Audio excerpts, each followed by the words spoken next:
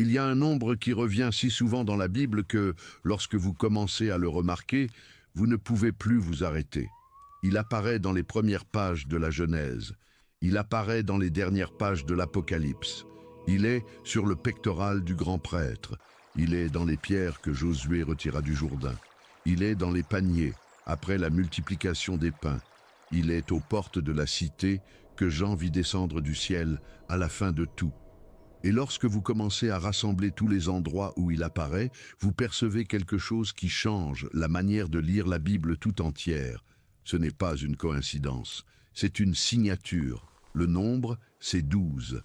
Aujourd'hui, nous allons parcourir chacune des occurrences de ce nombre, du début à la fin, et comprendre pourquoi 12 est devenu le squelette caché derrière Israël tout entier. Ce n'est pas seulement une répétition, c'est une structure. Commençons. 1. Les 12 fils de Jacob. Toute l'histoire commence à Padan Aram, dans la maison de Laban. Dans la Genèse, chapitre 35, versets 22 à 26, le texte énumère les fils de Jacob selon l'ordre des mères. Léa, la première épouse, en donne 6. Ruben, Siméon, Lévi, Juda, Issachar et Zabulon. Rachel, l'épouse préférée, en donne 2. Joseph et Benjamin. Les servantes Bila et Zilpa en apportent 2 chacune. Total, 12. Pourquoi 12? Jacob n'a pas choisi le nombre. Les fils sont nés au fil du temps, au milieu des disputes entre les épouses, de la jalousie, du marchandage avec les mandragores, des contrats étranges avec un beau-père trompeur. Et pourtant, à la fin, le total tombe exactement sur 12. Le texte ne s'arrête pas pour expliquer. Il enregistre simplement, mais à partir de ce moment-là, 12 devient le plan d'ensemble de tout ce qui suit. Et ici apparaît un détail que celui qui lit en français passe sous silence. Le mot hébreu pour 12 n'est pas un mot simple, c'est Shnayim Asar, ce qui signifie littéralement 2 et 10. C'est une somme cousue à l'intérieur même du mot. 7 a son nom propre en hébreu, Sheva. 10 a son nom propre, Ezer.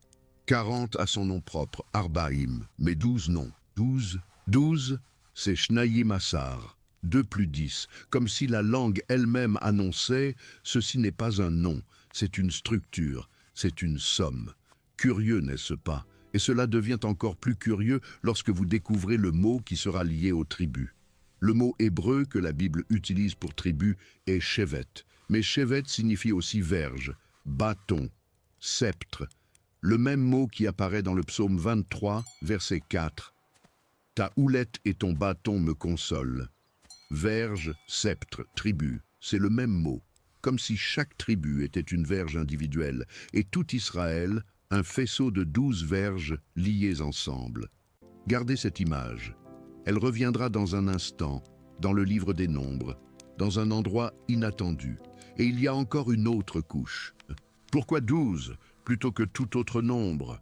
Ici entre en jeu un arrière-plan du monde antique, les civilisations qui entouraient Israël, mésopotamiennes, égyptiennes, perses, toutes travaillaient avec des systèmes basés sur 12.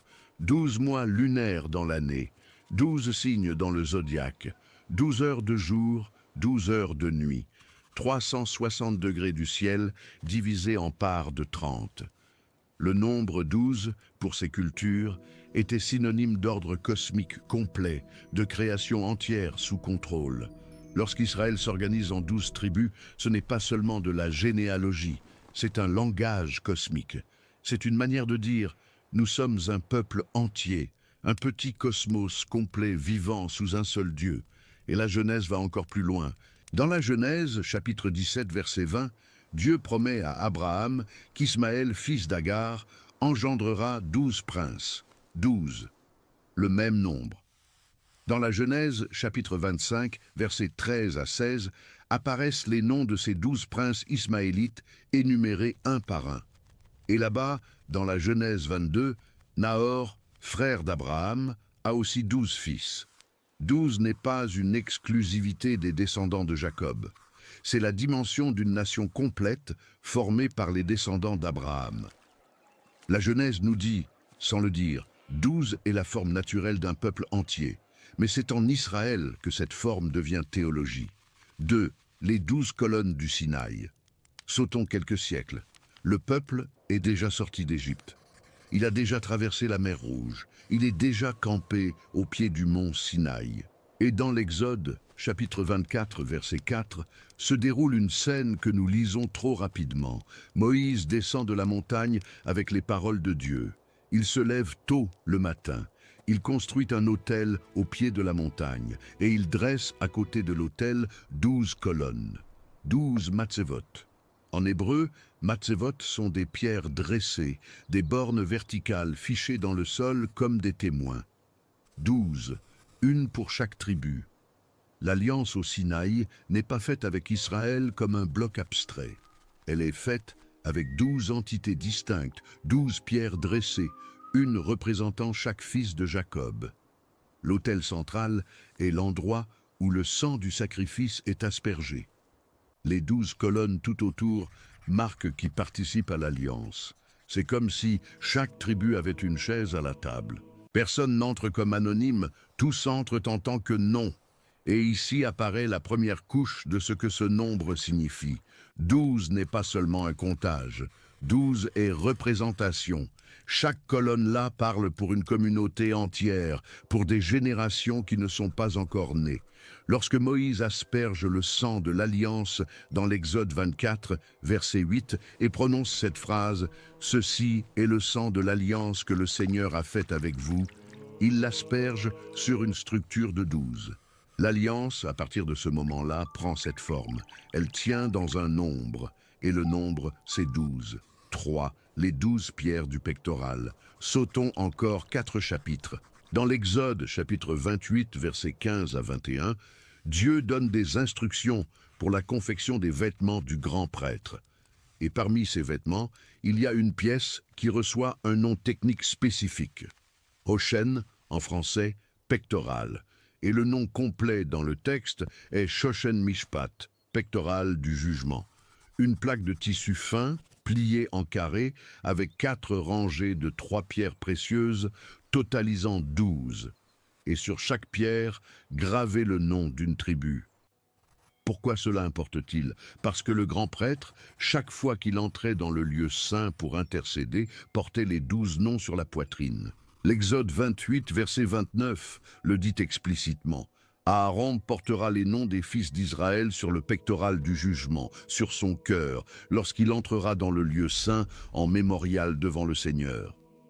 Lorsqu'il entrait en présence de Dieu, il n'entrait pas seul. Il entrait avec Israël tout entier avec lui, gravé dans la pierre, divisé en 12, reposant sur le cœur. Et il y a un détail que peu remarquent. À l'intérieur de ce pectoral étaient gardés les Urim et Thummim, 2 objets sacrés utilisés pour discerner la volonté de Dieu dans des décisions importantes. Lorsque le peuple avait besoin de savoir s'il devait partir en guerre, si un suspect était coupable, si une tribu allait hériter d'une terre spécifique, le grand prêtre consultait les Urim et Thummim, et la réponse venait. Le Shoshen Mishpat, ce pectoral du jugement, n'était pas un ornement. C'était un instrument actif de médiation. Les 12 pierres étaient le panneau visible derrière lequel la volonté de Dieu parvenait au peuple. Et il y a un détail qui couronne le tout. L'historien juif Flavius Joseph, au 1er siècle, écrivit que les 12 pierres du pectoral correspondaient aux 12 mois de l'année et aux 12 signes du zodiaque, non pas dans un sens astrologique de divination, dans un sens cosmologique. Le grand prêtre, debout dans le sanctuaire, portait sur sa poitrine une représentation du temps tout entier, du ciel tout entier, du cycle complet de la création. 12 tribus, 12 mois, 12 coins du ciel, tous réunis sur le cœur de celui qui médiait entre le peuple et Dieu. 4. Les 12 pains de proposition. Allons à l'intérieur du tabernacle. À côté de l'arche, du chandelier, de l'autel des parfums, il y a une pièce à laquelle vous n'avez peut-être jamais réfléchi en profondeur. La table des pains de proposition. En hébreu, lechem panim, qui signifie littéralement pain de la face ou pain de la présence. C'est le pain qui demeure en présence de Dieu. Dans le Lévitique, chapitre 24, versets 5 à 9, Dieu ordonne aux prêtres de préparer 12 pains, chaque sabbat, avec de la fleur de farine et de les disposer sur la table d'or pure en 2 piles de 6. Sur chaque pile, un peu d'encens pur comme portion de mémorial. Et ces pains restent là, à l'intérieur du sanctuaire, pendant toute la semaine. Le sabbat suivant, les prêtres mangent les vieux pains dans le lieu saint et de nouveaux pains entrent. Le cycle ne se rompt jamais. 12 pains, un pour chaque tribu. L'image est forte. Israël, divisé en 12, est littéralement sur la table de la présence de Dieu pendant toute la semaine. Le peuple, sous forme de pain, devant Dieu en permanence. Et à chaque sabbat, le pain est renouvelé, mais le nombre demeure. 12, toujours 12. Ici, le texte biblique ne s'arrête pas pour expliquer le symbolisme. Il prescrit simplement la quantité, mais la structure parle d'elle-même. Et lorsque vous mettez cela en lien avec les 12 colonnes du Sinaï et avec les 12 pierres du pectoral, vous percevez un schéma qui se répète en couches successives.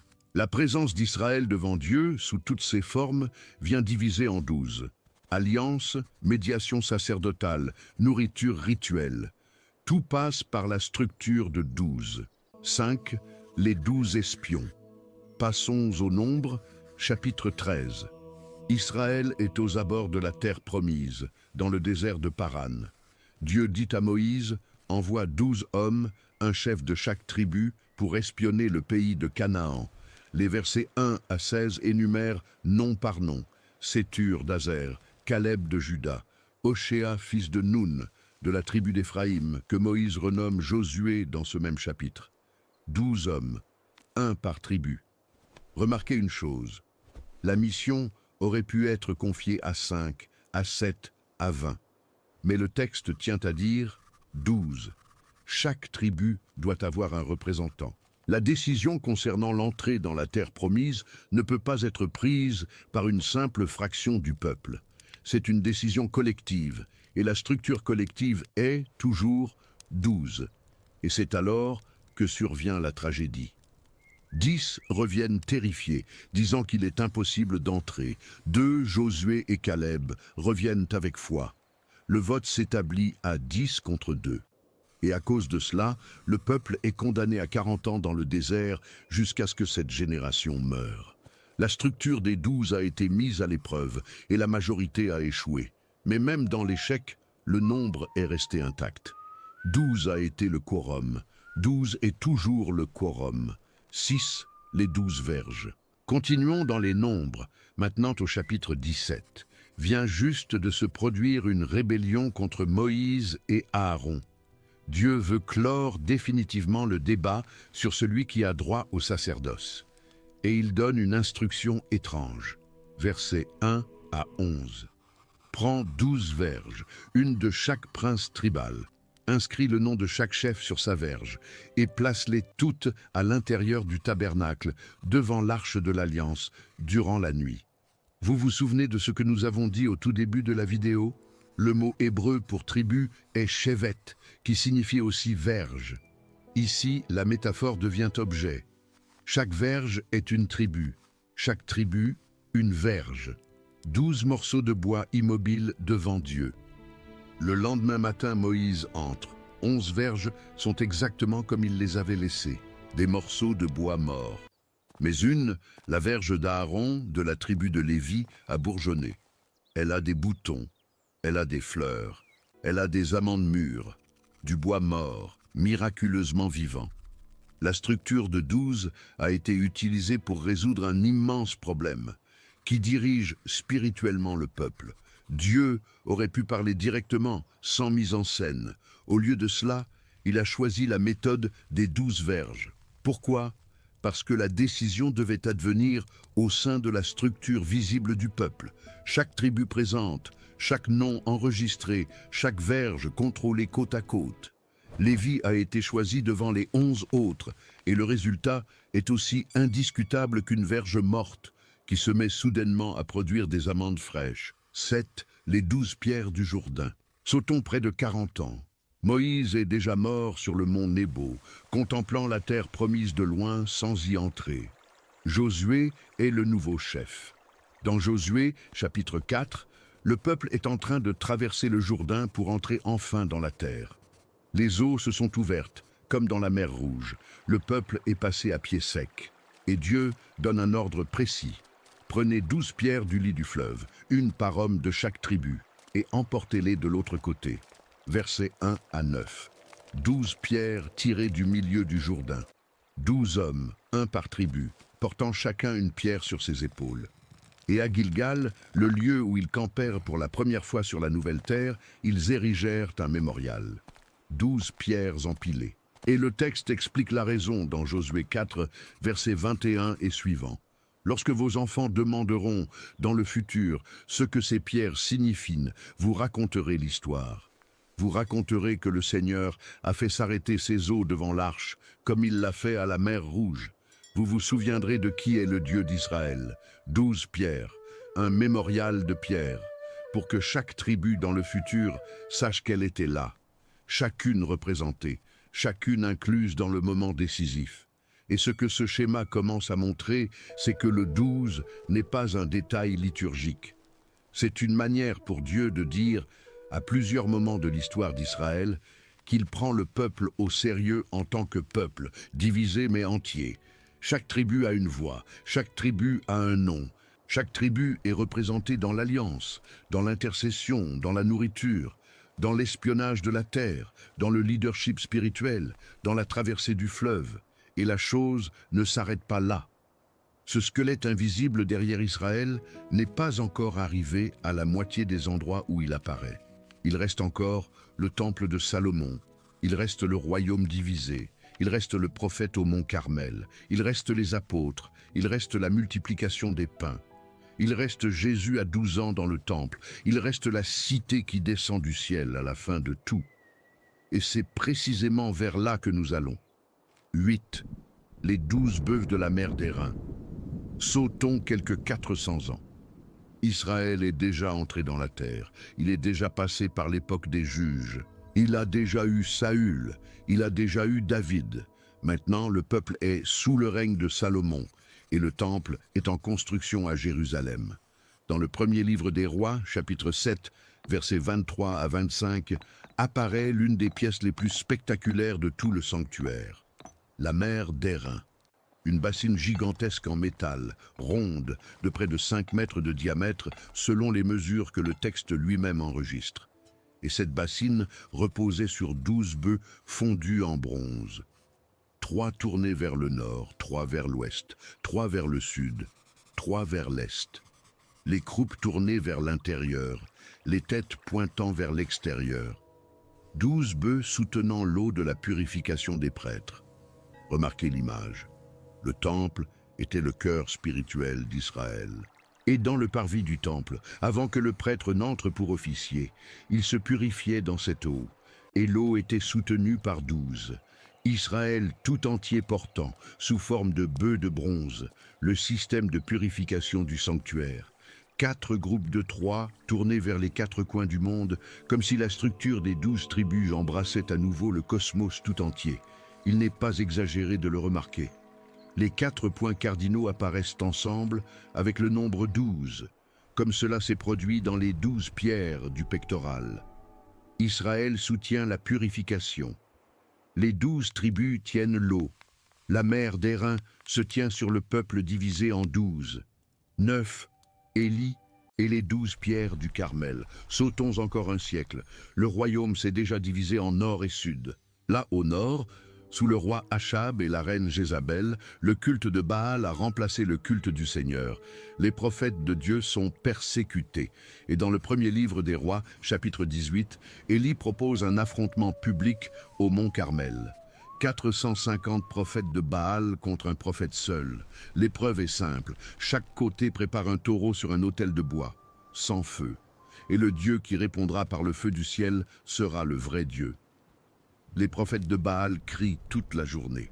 Ils se tailladent la peau, ils dansent, rien ne se passe. Au crépuscule, Élie appelle le peuple à s'approcher et reconstruit l'autel du Seigneur qui était en ruine. Et ici, au verset 31 de ce même chapitre, apparaît la phrase qui arrête la lecture. Élie prit 12 pierres, selon le nombre des tribus des fils de Jacob, à qui était venue la parole du Seigneur, disant « Israël sera ton nom ». 12 pierres, même dans le royaume divisé, même avec 10 tribus du nord séparées des 2 du sud, même au plus fort de l'apostasie, Élie monte un autel avec 12 pierres. Pourquoi? Parce que, du point de vue de Dieu, Israël est resté un seul peuple. La division politique était réelle, la division spirituelle était réelle. Mais la structure originelle, le squelette des 12, celui-là ne s'est pas défait. Élie réaffirme dans la pierre, au milieu de l'apostasie, que le peuple de Dieu est 12, pas 10, pas 2, 12. Le nombre de l'alliance demeure quand tout le reste s'est brisé, et le feu descend. Il consume le taureau, il consume le bois, il consume les pierres, il consume la poussière, et il consume l'eau qu'Élie avait fait verser dessus. Les 12 pierres de l'autel disparaissent dans le feu, et le peuple tombe à terre en disant « Le Seigneur est Dieu, le Seigneur est Dieu ». 10. Jésus a 12 ans dans le temple, sceau de plusieurs siècles. Les prophètes ont terminé. L'exil est venu. Le retour est venu. 400 ans de silence entre Malachie et Matthieu. Et nous voici maintenant dans l'évangile de Luc, chapitre 2, versets 41 à 50. Joseph et Marie montent chaque année à la fête de la Pâque à Jérusalem. Et lorsque Jésus a 12 ans, ils l'emmènent avec eux pour la première fois en tant que participant à la fête. 12 ans. Ce détail n'est pas gratuit. Dans la tradition juive, 12 est l'âge qui marque la transition de l'enfant à l'homme responsable des commandements. La bar mitzvah formelle telle qu'elle existe aujourd'hui vient de plusieurs siècles plus tard. Mais l'idée qu'à 12, 13 ans l'enfant juif devient responsable de la Torah, celle-là est ancienne. Et Luc choisit ce moment précis, ce seuil, pour enregistrer la première parole de Jésus dans l'Écriture. La fête se termine. Joseph et Marie commencent le voyage de retour, pensant que Jésus est avec quelques parents. À la fin du premier jour de marche, ils s'aperçoivent qu'il a disparu. Ils retournent affolés à Jérusalem. Et après 3 jours de recherche, ils retrouvent l'enfant dans le temple, assis au milieu des docteurs, écoutant et posant des questions. Marie demande, angoissée, pourquoi il leur a fait cela. Et Jésus répond, au verset 49, « Pourquoi me cherchiez-vous? Ne saviez-vous pas qu'il me faut être aux affaires de mon Père ?» 12 ans. Première parole de Jésus enregistrée. Et le décor est le temple, la maison du Père, au centre de la structure spirituelle d'Israël. Luc tisse là quelque chose de silencieux. Le nombre 12 n'est pas seulement dans le calendrier, il est dans la biographie. Le Messie entre dans l'histoire publique par le portail des 12. 11, les 12 apôtres. Et lorsque le ministère public de Jésus commence des années plus tard, la première chose structurelle qu'il fait est d'en choisir 12. Marc, chapitre 3, versets 13 à 19, énumère les noms. Pierre, André, Jacques et Jean, fils de Zébédée. Philippe, Barthélemy, Thomas, Matthieu, Jacques, fils d'Alphée, Thaddée, Simon le Zélote et Judas Iscariote. 12 hommes, presque tous de Galilée. Pêcheurs, collecteurs d'impôts, zélotes, gens ordinaires, sans CV religieux, sans formation rabbinique officielle. Pourquoi 12 et pas 10 ni 15? Parce que Jésus est intentionnellement en train de refaire Israël. Là, dans l'Ancien Testament, Jacob a eu 12 fils et chacun est devenu une tribu. Ici, dans le Nouveau Testament, Jésus appelle 12 hommes et chacun devient une colonne d'une nouvelle communauté. Dans Matthieu chapitre 19, verset 28, il l'explicite avec des mots directs. Il dit aux disciples que, dans la régénération, lorsque le Fils de l'homme s'assiera sur le trône de sa gloire, eux aussi s'assiéront sur 12 trônes, jugeant les 12 tribus d'Israël. 12 trônes pour 12 apôtres, jugeant 12 tribus. La symétrie n'est pas un hasard, c'est une déclaration. Et lorsque Judas trahit et meurt dans les Actes, chapitre 1, la première mesure de l'Église primitive est de restaurer le nombre. Pierre se lève devant les 120 et dit « Nous devons choisir un remplaçant ». Ils prient, tirent au sort, choisissent Matthias. Pourquoi? Parce que le nombre 12 ne peut pas rester incomplet. Le squelette de la nouvelle communauté, comme celui de l'ancienne, doit être 12, pas 11, pas 13, 12. Remarquez le détail. 11 ont été appelés par Jésus de son vivant. Le 12e, Matthias, est choisi après la résurrection. La structure traverse la mort et revient entière de l'autre côté. 12, les 12 paniers après les 5 pains. Revenons aux évangiles. La multiplication des pains est l'une des très rares histoires qui apparaît dans les 4 évangiles. Et dans les 4, il reste la même quantité de paniers. Matthieu 14, verset 20, Marc 6, verset 43, Luc 9, verset 17, Jean 6, verset 13. 5 pains, 2 poissons, 5000 hommes nourris, et à la fin 12 paniers de reste. Toujours 12. Pourquoi 5 pains et 2 poissons ont-ils produit exactement 12 paniers pleins? Mathématiquement, le nombre aurait pu être n'importe lequel. Les évangiles auraient pu dire seulement « ils remplirent des paniers ». Mais les 4 auteurs tiennent à enregistrer le nombre. 12 paniers, et ici se produit l'une des plus belles pistes des évangiles. Chaque apôtre distribuait, et chaque apôtre recueillait. Un panier par apôtre. 12 paniers pour 12 hommes. Le miracle est abondance, et l'abondance vient diviser en 12, s'emboîtant exactement dans la nouvelle structure d'Israël que Jésus avait déjà mise en place. Et dans les paniers eux-mêmes, le peuple de Dieu aperçoit à nouveau le squelette ancien, pain de la présence, pain de proposition, multiplication dans le désert. Tout parle la même langue. Lorsque Jésus nourrit la multitude, Israël tout entier est nourri à petite échelle. Chaque panier est une tribu recevant sa part de la main du Messie. 13, la femme et la couronne de 12 étoiles. En quittant les évangiles, allons à l'Apocalypse, chapitre 12, verset 1. Jean voit une femme dans le ciel revêtue du soleil avec la lune sous les pieds et sur la tête une couronne de 12 étoiles. 12. Les commentateurs juifs et chrétiens anciens ont lu cette image comme étant Israël, le peuple de l'Alliance, dont naît le Messie. La couronne de 12 étoiles est l'emblème du peuple, sous forme de ciel. Là-bas, dans la Genèse, chapitre 37, verset 9, Joseph, fils de Jacob, rêve du soleil, de la lune et de 11 étoiles s'inclinant devant lui. 11 étoiles plus lui-même font 12. Joseph lit déjà le rêve comme étant sa famille. Ici, dans Apocalypse 12, c'est la même famille, désormais élevée au ciel, désormais avec la structure complète des 12 brillant comme une couronne, Israël couronné. Le nombre de l'alliance devenant ornement céleste, 14, les 144 000. Juste avant, dans l'Apocalypse chapitre 7, versets 4 à 8, Jean entend un nombre précis de scellés, 144 000. Et le texte tient à expliquer l'arithmétique, 12 000 de chacune des 12 tribus, énumérées nom par nom, Juda, Ruben, Gad, Aser, Nephtali, Manassé, Siméon, Lévi, Issachar, Zabulon, Joseph, Benjamin. 12 fois 12 000, soit 144 000. 12 au carré, multiplié par 1000. Ici, le squelette d'Israël n'est pas seulement préservé, il est élevé, il est étendu. C'est comme si Dieu prenait la structure originelle, maintenue depuis la Genèse, et la multipliait à l'échelle de l'éternité. Chaque tribu continue d'avoir sa place. Aucune n'est effacée, aucune ne disparaît. 12, 12, 12, répète le chapitre, dans une litanie presque liturgique, jusqu'à totaliser la multitude. 15, la cité qui descend du ciel.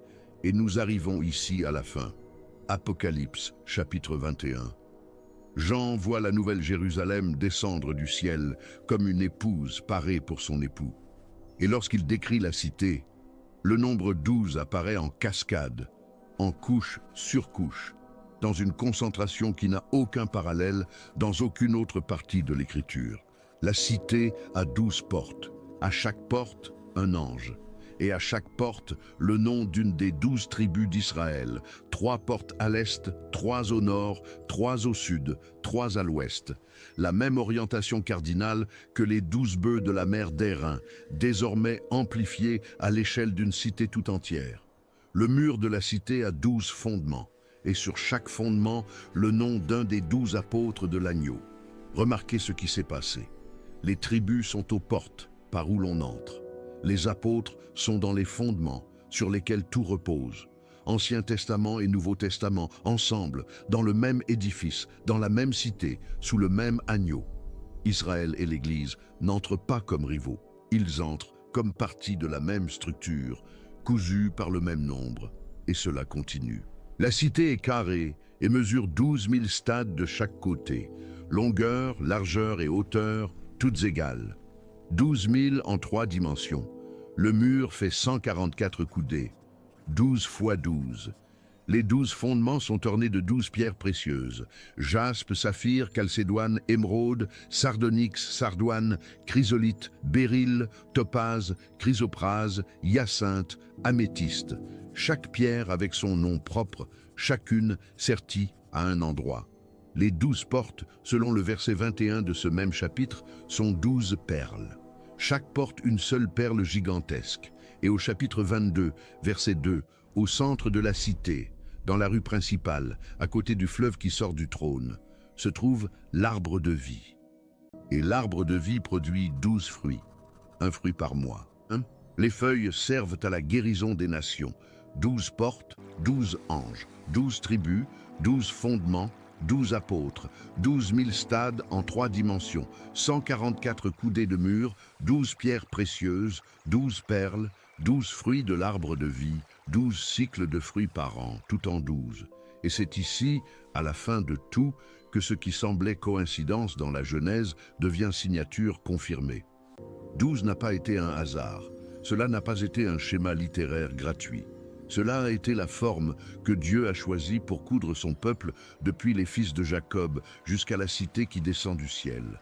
Chaque fois que Dieu a voulu dire « Ceci est mon peuple tout entier », il l'a dit sous forme de 12. Alliance au Sinaï, 12 colonnes, médiation sacerdotale, 12 pierres sur le cœur, nourriture sur la table de la présence, 12 pains, traversée du Jourdain, 12 pierres mémoriales, temple de Salomon, 12 bœufs soutenant la mer d'Airain, autel d'Élie dans l'apostasie, 12 pierres, début du ministère messianique, 12 apôtres, multiplication dans le désert, 12 paniers, couronne de la femme dans le ciel, 12 étoiles, scellée dans la grande tribulation, 12 fois 12 000, cité éternelle, 12 par 12 par 12. L'histoire entière de la Bible, du premier livre jusqu'au dernier, est cousue par une seule structure. 12 est la manière dont l'Écriture écrit « peuple complet ». C'est le squelette invisible derrière Israël, et derrière l'Église, et derrière le ciel nouveau et la terre nouvelle. Lorsque vous ouvrez la Genèse et lisez les filles de Jacob naître un à un, vous voyez le commencement d'un plan d'ensemble. Lorsque vous refermez l'Apocalypse avec les portails de la cité brillant, vous voyez ce même plan d'ensemble achevé. Même structure, même signature. 12 tribus à la porte, 12 apôtres dans la fondation, 12 fruits dans l'arbre qui guérit les nations. Le peuple complet de Dieu, ancien et nouveau, finalement réuni dans l'architecture finale. Et c'est peut-être ce que ce nombre dit, en fin de compte, que Dieu n'oublie aucun nom, que Dieu ne travaille pas avec des fractions, que Dieu ne laisse aucune tribu de côté, aucun apôtre de côté, aucune porte de côté. Lorsqu'il écrit l'histoire de son peuple, il l'écrit avec intégralité. 12 tribus, 12 apôtres, 12 portes, 12 fruits. Entiers, complets, fermés et en même temps ouverts vers les 4 coins du ciel. Lorsque le dernier livre de la Bible se referme, 12 est le dernier mot architectural qui apparaît. Pas 3, pas 7, pas 1000. 12. Le nombre qui a parcouru l'écriture entière debout, soutenant alliance, sacerdoce, table, mission, miracle et cité, atteint enfin sa forme définitive. Et à la lumière de cette cité, on peut comprendre que 12 n'a jamais été un nombre décoratif. C'était le plan d'ensemble du peuple de Dieu depuis toujours. Si cette vidéo vous a montré quelque chose de la Bible que vous n'aviez pas encore vu de cette manière, partagez-la avec quelqu'un qui aimerait aussi le voir. Laissez le pouce bleu et abonnez-vous à la chaîne si ce n'est pas déjà fait. On se retrouve dans la prochaine.